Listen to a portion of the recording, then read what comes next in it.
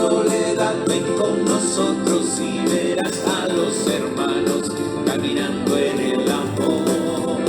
Ven con nosotros y serás en la familia un hijo más, iremos juntos caminando en el amor.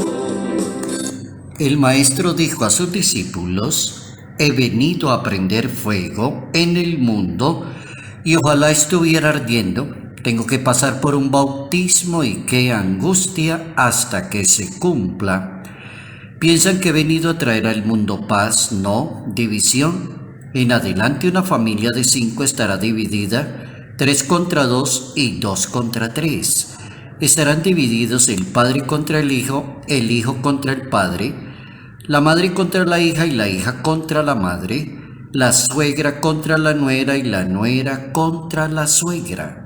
Evangelio según San Lucas, capítulo 12, versos 49 al 53.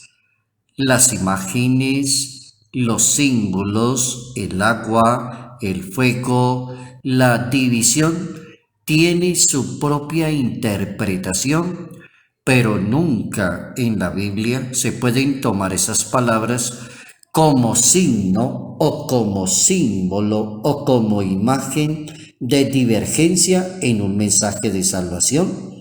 Notas amables a la palabra de Dios, jueves 22 de octubre, año 2020. Ya lo veré envejecer, pero a mi madre con arrugas y defectos la que relaja. En ese capítulo 12, a partir del verso 49 del Evangelio según San Lucas, tratamos de entender el vocabulario del maestro, la paradoja, la manera de hablar, que le podemos llamar en nuestra manera de hablar como a veces exagerada. Utilizamos términos extremos cuando queremos expresar una idea. El Hijo de Dios también expresa sus ideas y las ideas que expresa el Hijo de Dios las va manejando de tal manera que van asociadas la imagen a una realidad. Entonces habría que coger como cada idea para poder entenderla y ubicarla, qué es lo que pretende el maestro dar como mensaje.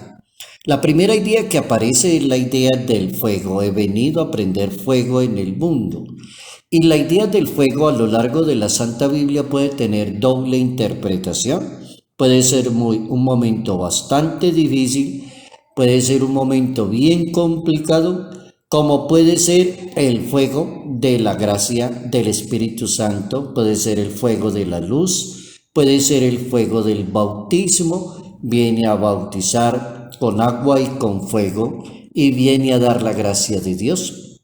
¿Cómo es importante esa imagen del fuego con la imagen de la luz? Y así se va tomando una definición acerca de cómo deja a la libertad del oyente y del espectador la imagen del fuego combinada, por ejemplo, con una imagen del bautismo que quiere dar Jesús de Nazaret, o un bautismo asociado con la imagen del agua, que es expresión de un compromiso de Jesús con la pasión, con el momento del dolor y el sufrimiento para alcanzar la salvación del mundo, o como lo diría el Evangelio según San Marcos en ese capítulo 10, verso 38, podéis ser bautizados con el bautismo que yo voy a ser bautizado. ¿Será que usted puede hacer eso?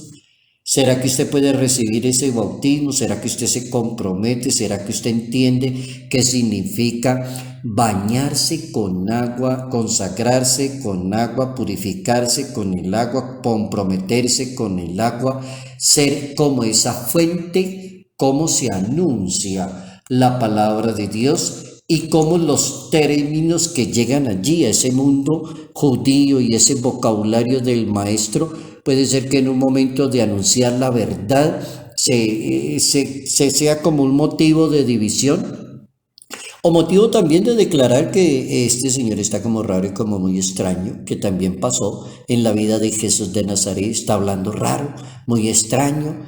¿Será que no tiene la cabeza en su sitio? Decían algunos familiares, llamen los familiares que lo lleven porque creo que no está hablando bien. Entonces aparece ese vocabulario en la Biblia que hay que tener como tanto cuidado de la buena noticia que anuncia Jesús de Nazaret. Y una primera conclusión: nunca es fuente de división o señal de contradicción para las personas que escuchan la palabra de Dios. Una persona que predica la palabra de Dios, que es misionero, que es sacerdote, que es un consagrado, una persona que le gusta mucho la vida de la iglesia, debe tener muy claro eso en su misión. La buena noticia que Jesús nos manda a anunciarla a los demás, 1, no es fuente de división entre las personas. 2, no es señal de contradicción con las personas. 3, no es un momento para presionarle la vida a las demás personas. Hay que entenderlas así, hay que entender la palabra de Dios, que siempre lo que quiere es la salvación, no la división ni la contradicción. Esa es una buena primera conclusión de ese capítulo 12, verso 49, según San Lucas. Un 21 de marzo del año 2015, el Papa Francisco meditaba en su famosa homilía de la Casa Santa Marta y decía el Papa en pocas palabras tan sabias: la palabra de Dios, ayer como hoy, puede que provoque una división. Divide, provoca una división. ¿Y cómo se provoca la división? Entre el que la acoge y el que la rechaza. Puede ser que se hable de contradicción entre una persona que acoge la palabra de Dios, entonces puede ser una división, y el que la rechaza porque no puede cumplir la palabra de Dios, y entonces entra en contra de la palabra, está en contra de eso. Por ejemplo, una persona puede decir: oiga, el matrimonio no debería ser hasta que la muerte los separe. A mí me parece que eso se le fue la mano como a Dios. ¿Cómo así que hasta que la muerte los separe? Una persona no la deberían obligar. Si ya no se aman, si ya no se quieren, entonces ya ¿por qué los obligan? Eso es contradicción, eso es división. Una persona la acoge y otra persona la rechaza, decía el Papa en su homilía. Siempre va a provocar como ese ambiente entre el que la acoge y entre el que la rechaza. Dice el Papa que también en nuestro corazón se enciende un contraste como interior cuando tomamos la palabra de Dios, la palabra de Jesús de Nazaret, pero al mismo tiempo la rechazamos porque nos cuestiona nuestra vida personal, nos pone en dificultad y nos cuesta demasiado observar la palabra de Dios.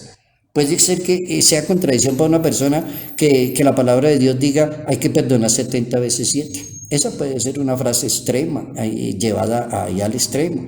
Para otra persona le parece perfecto que el perdón debe ser siempre permanente. La actitud de perdonar debe ser como el signo de una persona muy llena de Dios, que está lista para perdonar. Pero puede haber otra que no lo entienda así y diga que eso no estoy de acuerdo con esa palabra. Entonces el Papa hace un juego entre aceptar la palabra, acogerla en el corazón y verla como muy beneficiosa, o como rechazar la palabra, y provoca una gran dificultad en la persona para poder vivir la palabra de Dios. Bien interesante esa reflexión del Papa Francisco, poniéndonos a pensar cuántas críticas a la palabra pueden haber de personas dependiendo que la acepte o no la acepte, que pueda ponerla en práctica o no la pueda poner en práctica, o puede haber alguien mucho más exagerado, que de pronto sea la persona que diga: pues sí, la Biblia es muy bonita, el Evangelio es muy hermoso, pero yo creo que eso es un imposible, cumplir con eso es un imposible.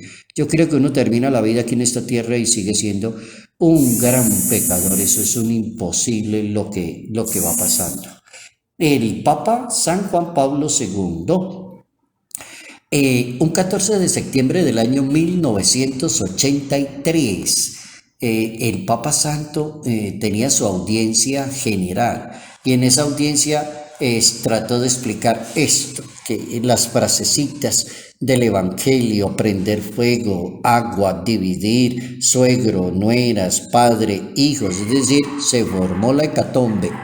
Entonces decía el Papa Santo en esa ocasión, en esa audiencia, de los evangelios resulta claro decir que Jesús presentó de una manera dinámica y en su vocabulario muy personal cómo iban a suceder las cosas, cómo iba a suceder el encuentro de él con una muerte voluntaria por salvar la humanidad. Por ejemplo, decir tengo que recibir un bautismo y cómo me siento angustiado hasta que se cumpla. Estoy angustiado, quiero que ya se cumpla, quiero que ya llegue ese momento tan especial, debo subir a Jerusalén. Le decía a San Pedro y San Pedro tampoco lo entendió, ese vocabulario como un poquito extremo, entre comillas, no es extremo, entre comillas. Y le dice al pobre San Pedro, le dice apártate de mí, Satanás, porque es que usted no está entendiendo qué es lo que está pasando. Mi deseo, la fuerza, prender fuego, que venga el Espíritu, que se sanen, que se liberen, que entiendan, que se llenen de sabiduría. Entonces el Papa Santo, San Juan Pablo II, decía, pudo haber evitado el vocabulario del maestro de Nazaret. Pudo haber dicho, no, yo no me voy a someter a ese fuego, yo no me voy a someter a ese bautismo, yo no me voy a someter a esa muerte, como lo hizo, decía el Papa Santo, a algunos profetas que se sintieron perseguidos y como que estaban tratando de no aceptar la realidad, como el profeta Elías. Y cita a otros profetas el Papa Santo. Jesús quiso subir a Jerusalén, entrar en Jerusalén, purificar el templo, celebrar la última cena, acudir al huerto de los olivos para que el mundo sepa que amaba al Padre y hacía lo que el Padre le había mandado y era lo que más deseaba. Evangelio según San Juan, capítulo 14. Bien interesante el Papa Santo, San Juan Pablo II, también haciéndonos pensar el vocabulario de la Biblia, cómo nos ayuda a entender la importancia que tiene la palabra de Dios, que tiene tres posibilidades. La acepta la persona y la acoge muy bien. La rechaza la persona porque no la puede cumplir. Y tercero, entiende la persona la dinámica de la palabra, que tiene una interpretación muy buena del agua, del fuego, de la división, pero nunca siendo contradicción en el campo de la evangelización. Qué bueno que nunca utilicemos la palabra de Dios para buscar la contradicción con las demás personas, entrar en conflicto con los demás. Eso nunca lo hagamos. Nunca utilicemos la palabra de Dios para entrar en conflicto con las demás personas. Quiero más, pues sé muy bien que ha envejecido sin dejarme de querer. Salud, paz y bendición. Bendición en el nombre del Padre, bendición en el nombre del Hijo, bendición en el nombre del Espíritu Santo. Padre Jairo Yate Ramírez, Arquidiócesis de Ibagué.